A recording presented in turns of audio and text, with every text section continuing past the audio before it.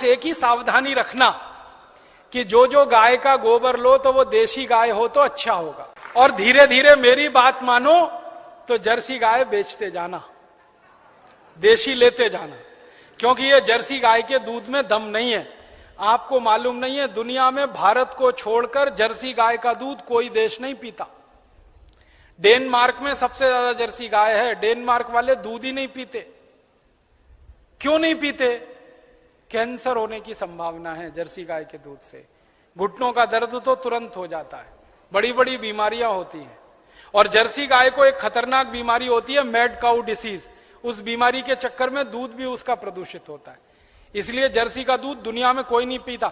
Denmark की सरकार तो दूध ज्यादा होने पर समुद्र में फेंकवा देती है। आपको सुनकर हैरानी होगी, डेनमार्क में दूध बहुत है, चाय बिना दूध की पीते हैं सबके सब, क्योंकि वो दूध उनको खराब लगता है।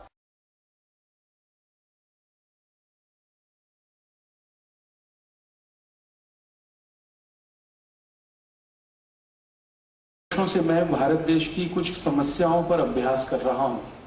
उनमें से ये एक समस्या है जो गोहत्या की है।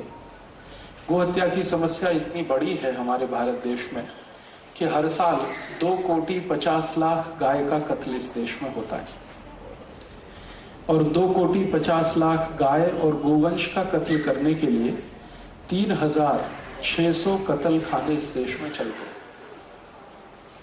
भारत सरकार के रजिस्ट्रेशन से चलने वाले ये कत्ल खाने 3,600 के आसपास हैं। बिना रजिस्ट्रेशन चलने वाले जो कत्ल खाने हैं उनकी कोई माहिती सरकार के पास नहीं है। एक बार मैंने भारत सरकार के कृषि मंत्रालय को, जिसके अधीन में पशु मंत्रालय भी आता है, पशुधन विभाग आता है, उनको एक खत लिखा था, पत्र लिखा था, और उनको ये पूछा था कि जो रजिस्टर्ड कत्ल खाने हैं जिनका सरकार ने अनुमति पत्र दिया है उनकी संख्या 3,600 है, अनरजिस्टर्ड कितने हैं? तो उनका हमने आज तक गिनती नहीं किया है, लेकिन हमारा अनुमान है कि 36,000 कत्ल खाने अनरजिस्टर्ड है। 36,000 कत्ल खानों में प्रतिवर्ष 2,50,00,000 गाय और गोवंश का कत्ल हो रहा है। इस कत्ल में से 72 लाख मीट्रिक टन मांस उत्पन्न होता है, और ये मांस भारत देश से बाहर दूसरे देशों में निर्यात किया जाता है। सबसे ज्यादा भारत के गाय और गोवंश का मांस अमेरिका भेजा जाता है, दूसरे नंबर पर यूरोप के देशों में भेजा जाता है, और थोड़ा कुछ बच जाता है तो अरब देशों में चला जाता है।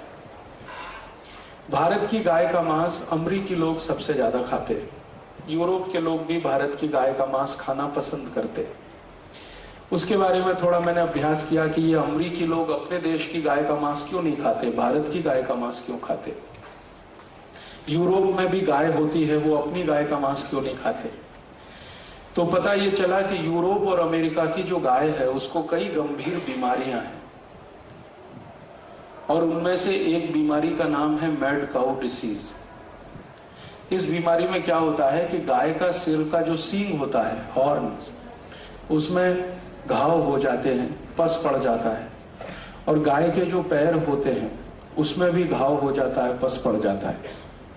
तो सामान्य रूप से अमेरिका और यूरोप की गायों को ये बीमारी रहती है, और इस बीमारी का मांस, माने इस बीमारी से प्रभावित गाय का मांस कोई खाए तो कोई व्यक्ति को इससे भी ज्यादा गंभीर बीमारी होने की शक्यता है। इसलिए यूरोप और अमेरिका के लोग आजकल अपने देश की गाय का मांस कम खाते हैं।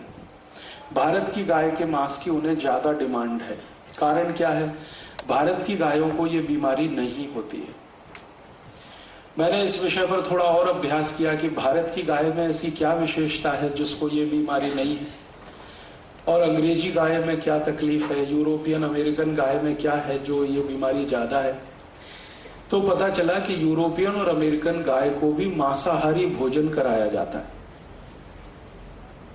और गाय मूलतः शाकाहारी प्राणी है। तो शाकाहारी प्राणी को अगर मांसाहारी भोजन कराओ तो कुछ ना कुछ तो उसके साइड इफेक्ट्स आएंगे, वो यही है। आपके मन में प्रश्न आएगा कि ये यूरोप और अमेरिका वासी क्यों गाय को मांसाहारी भोजन कराते। ये मैंने उनके यहां प्रश्न एक बार पूछा, यूरोप में गाय पालन करने वाली जो संस्थाएं हैं, उनको जब मैंने ईमेल किए और उनसे पूछा कि आप इनको मांस क्यों खिलाते हो गाय को, तो कहते हैं मांस बढ़ाने के लिए मांस खिलाते। गाय के शरीर में मांस की मात्रा और ज्यादा बढ़े, इसके लिए मांस खिलाते। और मुझे पहली बार पता चला मेरे जीवन में कि यूरोप की सभी गाय मांस के लिए ही पाली जाती है। दूध उनके लिए सेकेंडरी प्रोडक्ट है। दूध पीने की यूरोप और अमेरिका में कोई परंपरा नहीं है, वो दूध पीना ज्यादा पसंद भी नहीं करते, लेकिन मांस खाना पसंद करते हैं। तो गाय को वहां मांस के लिए पाला जाता है, और इसीलिए गाय को पिछले 50 साल में इतना मोटा बना दिया है उन्होंने कि वो अभी भैंस से भी ज्यादा बदतर हो गई है। यूरोप और अमेरिका की जो जर्सी गाय है, होलिस्टियन है, फ्रीजियन है, जो उनकी प्रजातियां हैं, वो सभी बहुत ही विचित्र किस्म की है। उनमें गाय का कोई भी गुण नहीं बचा है। जितने दुर्गुण भैंस में होते हैं वो सब जर्सी गाय में दिखाई देते हैं। जैसे उदाहरण के लिए, जर्सी गाय को अपने बच्चे से कोई लगाव नहीं होता, और जर्सी गाय अपने बच्चे को कभी पहचानती भी नहीं है। कई बार ऐसा होता है कि जर्सी गाय का बच्चा किसी दूसरी जर्सी गाय के साथ चला जाए तो उसको कोई तकलीफ नहीं है, लेकिन भारत की जो देशी गाय है ना, वो अपने बच्चे से इतना लगाव रखती है, इतना प्रेम करती है कि अगर उस बच्चे को किसी ने बुरी आंख से भी देखा तो मार डालने के लिए तैयार हो जाती है। और भारतीय गाय की सबसे बड़ी विशेषता यह है कि लाखों की भीड़ में वो अपने बच्चे को पहचान लेती है, और लाखों की भीड़ में उसका बच्चा अपनी आई को पहचान लेता है। जर्सी गाय कभी भी पैदल नहीं चल पाती है, चलाने की कोशिश करो तो बैठ जाती है। लेकिन भारतीय गाय की यह विशेषता है कि कितने भी ऊंचे पहाड़ पर उसको चढ़ा दो, वो चढ़ के चली जाती है। अगर कभी आपको मौका मिले तो हिमालय की परिक्रमा करिए। हिमालय पर्वत पर जितनी ऊंचाई तक मनुष्य जा सकता है, उतनी ऊंचाई तक आपको देशी गाय मिलेगी। गंगोत्री जाइए, जमुनोत्री जाइए, बद्रीनाथ जाइए, केदारनाथ जाइए, ये चारों तीर्थों को अगर आप यात्रा करें तो हिमालय की परिक्रमा लगभग हो जाएगी।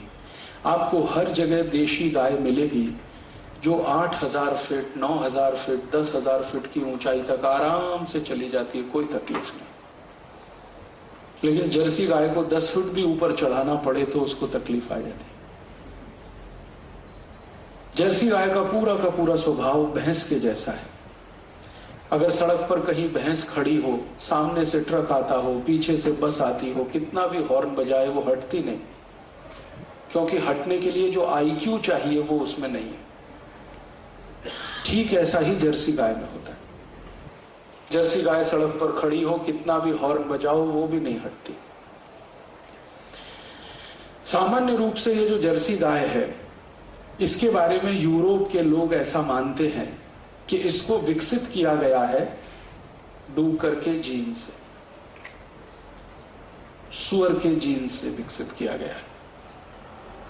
और इसमें जितनी भी जर्सी गाय है यूरोप और अमेरिका में, आपको सुनकर आश्चर्य होगा कि इनका जो वंश बढ़ाया गया है वो सब आर्टिफिशियल इंसेमिनेशन से बढ़ाया गया है, सबका।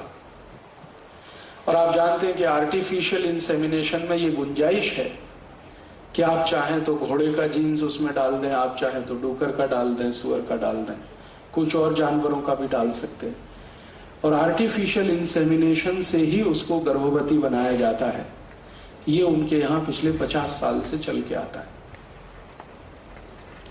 यूरोप और अमेरिका के जो भोजन विशेषज्ञ हैं, न्यूट्रिशनल एक्सपर्ट्स जिनको माना जाता है, वो सभी कहते हैं कि अपनी गाय, माने यूरोप और अमेरिका की जर्सी गाय का भोजन अगर करें तो 15 से 20 साल में कैंसर होने की शक्यता, डायबिटीज तो सबसे जल्दी होता है, arthritis, rheumatoid arthritis, osteoarthritis, asthma, bronchial asthma, ऐसे 48 रोग होने की सबसे ज्यादा संभावना है।